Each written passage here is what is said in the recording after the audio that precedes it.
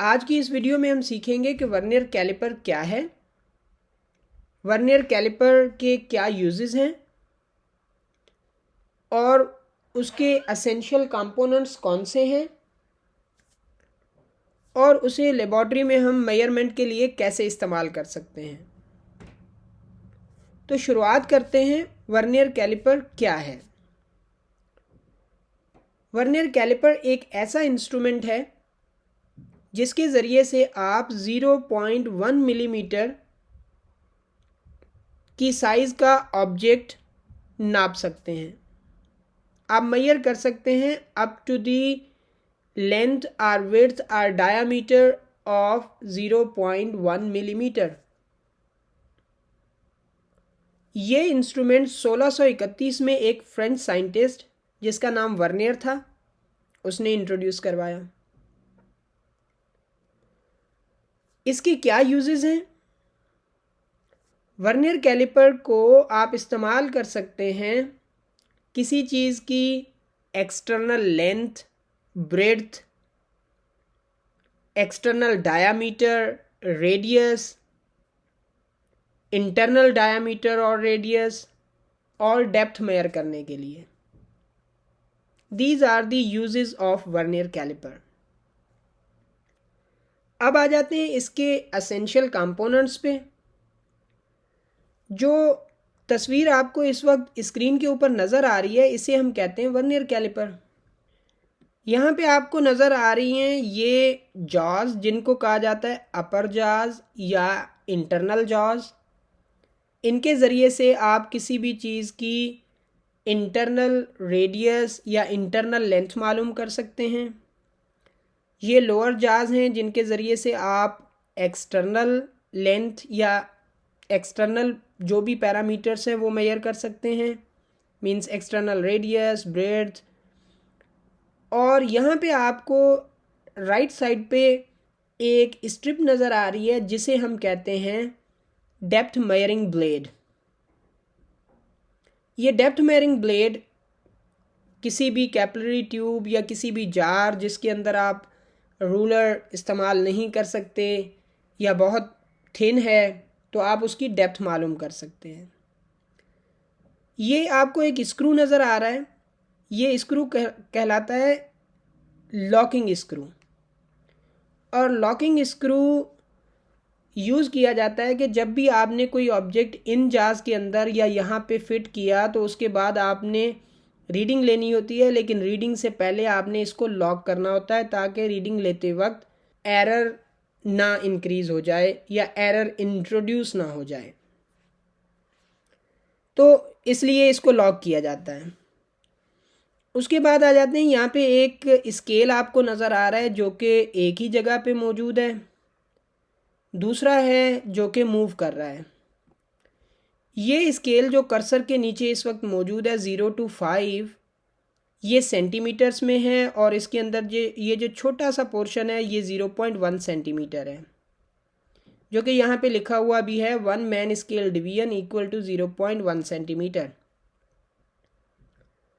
तो ये main scale कहलाता है। और ये जो मूव हो रहा है स्केल इसे हम कहते हैं वर्नियर स्केल। तो वर्नियर स्केल और मैन स्केल दोनों के ज़रिए से हमने मेजरमेंट करनी होती है। और एक इम्पॉर्टेंट चीज़ वर्नियर कैलिपर की और इस तरह के इंस्ट्रूमेंट्स में वो चीज़ इस्तेमाल होती है, लेकिन यहाँ पे हम वर्नियर कैलिपर के लिए ही उसे बताएंगे कि least count of vernier calliper. असल में लीस्ट काउंट होती है जो मिनिमम मेजरमेंट आप किसी इंस्ट्रूमेंट के साथ कर सकते हैं। हमने जैसे स्टार्ट में कहा कि इसके ज़रिए हम 0.1 मिलीमीटर तक की लेंथ को मेजर कर सकते हैं, तो इसका मकसद है 0.1 मिलीमीटर इसकी लीस्ट काउंट होगी। तो वो असल में होती क्या है, कैसे हमें पता चले? मैं इस इमेज को थोड़ा सा लार्ज करता हूँ तो आप यहाँ पे एक फैक्ट देख सकेंगे कि ये जो मैन स्केल की डिवीज़न है और ये जो वर्नियर स्केल की डिवीज़न है इन दोनों में आपको थोड़ा सा डिफरेंस नज़र आ रहा है। The difference between man scale division and the vernier scale division is known as least count। तो ये लीस्ट काउंट कहलाती है। अब हमें क्या करना होता है कि मेजरमेंट के लिए हमने कोई भी ऑब्जेक्ट जॉज के अंदर या डेप्थ मेजरिंग ब्लेड के साथ प्लेस किया, हमने दो रीडिंग्स लेनी होती हैं। एक होती है मैन स्केल के ज़रिए, दूसरी रीडिंग होती है वर्नियर स्केल के ज़रिए। तो वर्नियर स्केल के ज़रिए जो भी आप मेजरमेंट करते हैं, मतलब हम देखेंगे एग्जाम्पल में, तो उसको लीस्ट काउंट के साथ मल्टीप्लाई करके फिर मैन स्केल के साथ ऐड किया जाता है। तो कीप इन माइंड कि यहाँ पे जब भी आप मेजरमेंट करेंगे आपको दो रीडिंग्स लेनी होंगी। एक रीडिंग होगी मैन स्केल की। वो रीडिंग कैसे लेनी है? आपने वो इस तरह से लेनी होती है कि ये जो वर्नियर स्केल का ज़ीरो है, इसने मैन स्केल के किस पॉइंट को क्रॉस किया है। फॉर एग्जांपल मैं यहाँ पे जस्ट प्लेस करता हूँ, तो यहाँ पे आप देख सकते हैं 1.5 को क्रॉस किया है। आगे ये थोड़ा सा और भी है, इसको अभी आपने नहीं काउंट करना। आपने जस्ट क्या करना है, पहले मैन स्केल की रीडिंग लेनी है। तो इसी तरह से अगर ये यहाँ पे है तो इसने क्रॉस किया है 1, 1.1, 1.2, 1.2 को क्रॉस किया है। अगर यहाँ पे आ जाएं तो इसने 4.5 को क्रॉस किया है। मतलब आपने जस्ट चेक करना है कि ज़ीरो ने किसको क्रॉस किया है।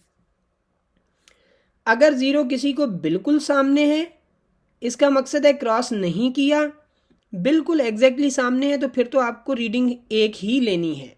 फिर आपको दो रीडिंग्स नहीं लेनी, फिर आपको एक ही रीडिंग लेनी है मैन स्केल की। लेकिन जस्ट आप फिलहाल जहन में रखें कि आपने काउंट करना है, देखना है कि मैन स्केल की किस डिवीजन को वर्नियर स्केल की ज़ीरो ने क्रॉस कर लिया है।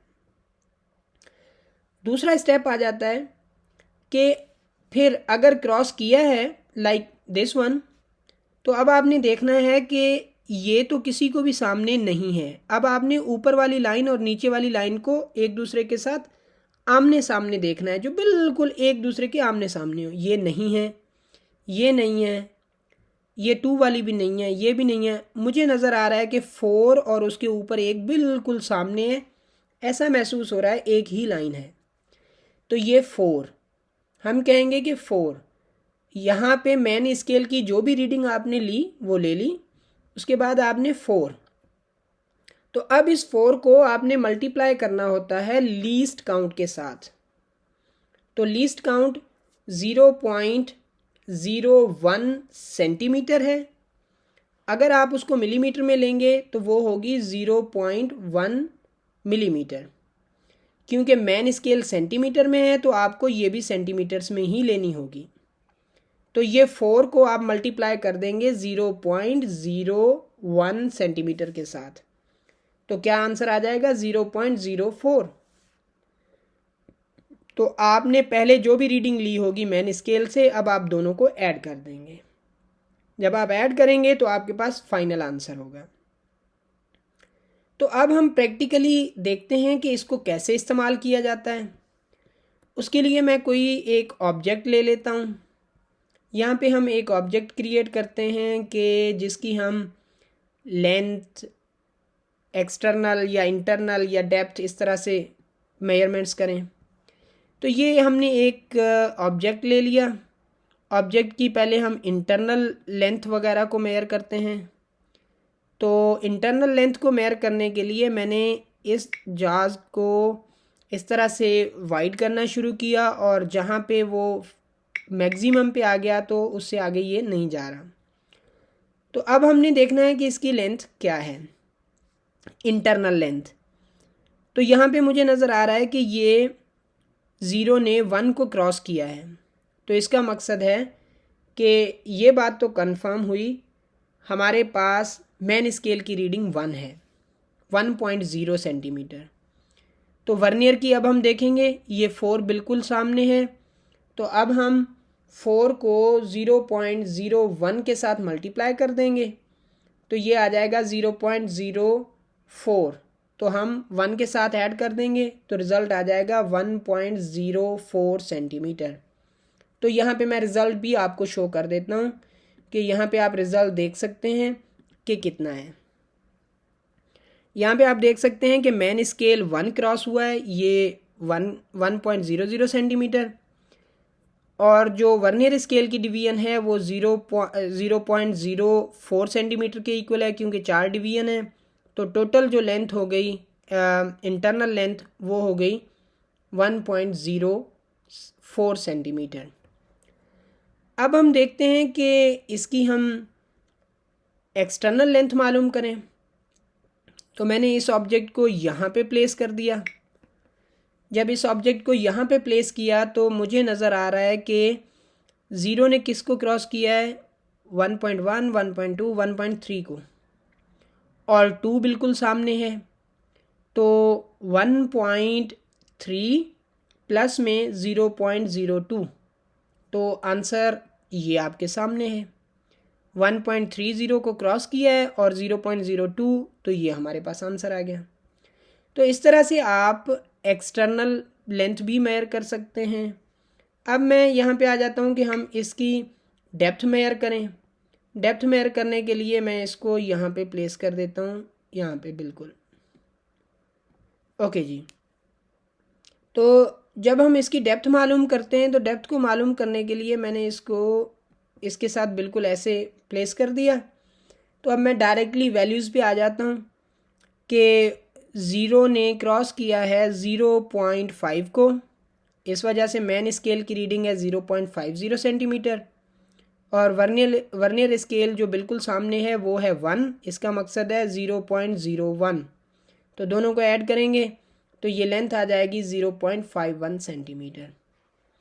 तो ये है वर्नियर कैलिपर, जिसके ज़रिए आप मुख्तलिफ़ किस्म की मेजरमेंट्स कर सकते हैं, और इसकी एक्यूरेसी आम जो रूलर हम इस्तेमाल करते हैं, जिसे आप फुट स्केल वगैरह कहते हैं, तो उसके मुकाबले में बहुत ज़्यादा है, क्योंकि वो सेंटीमीटर्स मेयर करती है या मिलीमीटर्स, लेकिन ये 0.1 मिलीमीटर तक की हमें मेजरमेंट दे सकता है।